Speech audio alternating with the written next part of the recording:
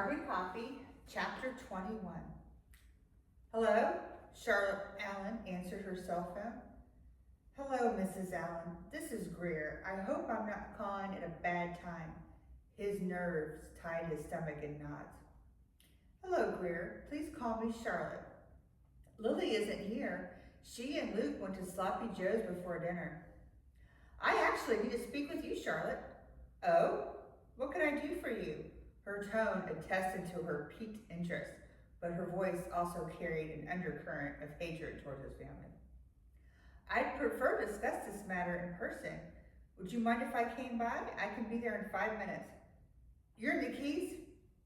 Yes, I just flew in to surprise Lilly. She has no idea I'm here, he said.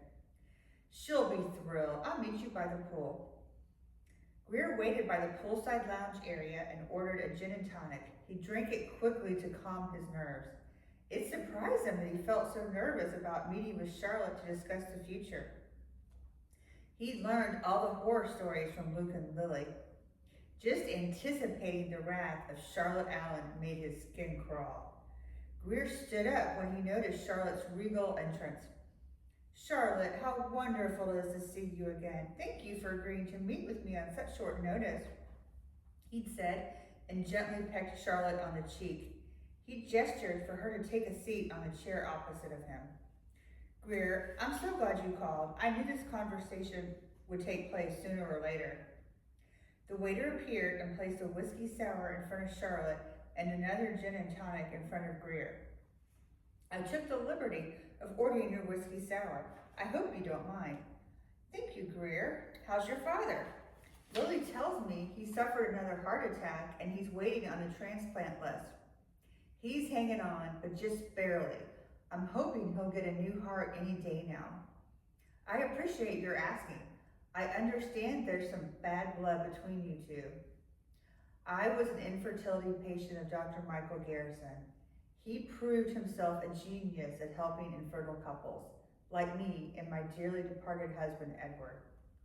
I never would have given birth to Luke and Lilly if it wasn't for your father. For that, I am extremely grateful. But your father crossed the line, and I'll never forgive him. How dare he experiment with my twins? She looked as mad now as she probably did 25 years ago. Please let me start by saying how much I love your daughter.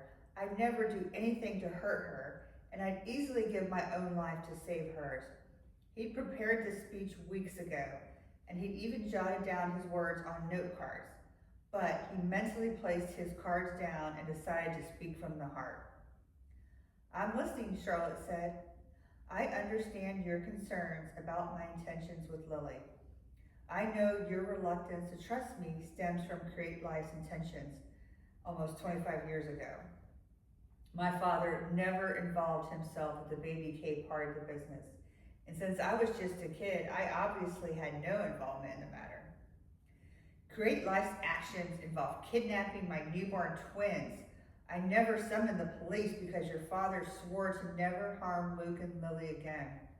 I've never hated you, Grier, just your father, Create Life, and that lunatic Thomas Turner.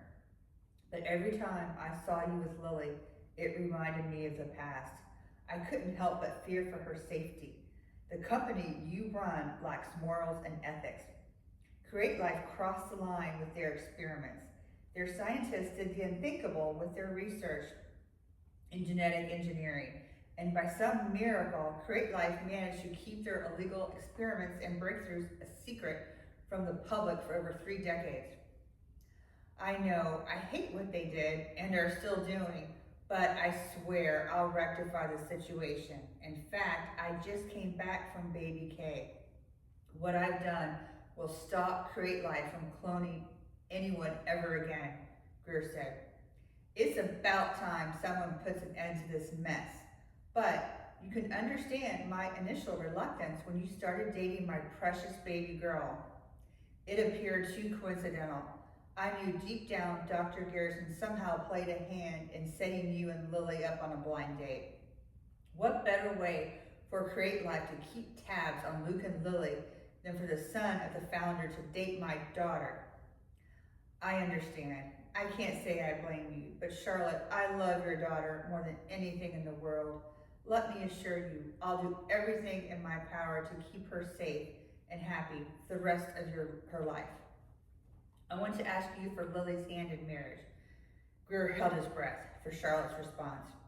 He'd wondered how she'd react to his asking for Lily's hand, but he'd also wondered how he'd react if she didn't give her blessing. Grier, you are the perfect Southern gentleman, and quite the charmer, I might add. I'm touched you're upholding the tradition of asking for a lady's hand. Yes, you have my blessing to marry my daughter. Thank you, ma'am. I'm thrilled to have you on board. Grier's heart swelled up with anticipation. He couldn't wait to find Lilly and ask her to marry him. When will you pop the question? Charlotte's voice sounded excited. Tonight at sunset in Mallory Square. Grier looked at his watch. Sounds lovely. I look forward to dining with just Luke tonight. Assuming she says yes, Grier laughed nervously. Oh, Grier, I know how much Lilly loves you. You're a wonderful catch. You're handsome, smart, and quite charming. Charlotte giggled like a squirrel. Your manners are impeccable, and you're from a great family, and you're the interim president of a Fortune 500 company. Thank you, Charlotte. He knew she meant it as a compliment, but she made him sound like a prize stud. I know deep down you truly love my daughter, and I believe you would do anything in your power to protect Lilly from harm, even if it means going against the wishes of Create Life and your father. The thought of your protection comforts me tremendously. Talk about having someone working from the inside. Who better to protect Lilly and Luke from Create Life than someone who knows their intentions for the future? I'm thrilled my daughter will marry the one person who can keep her safe from Create Life forever. Come back tomorrow for the next chapter.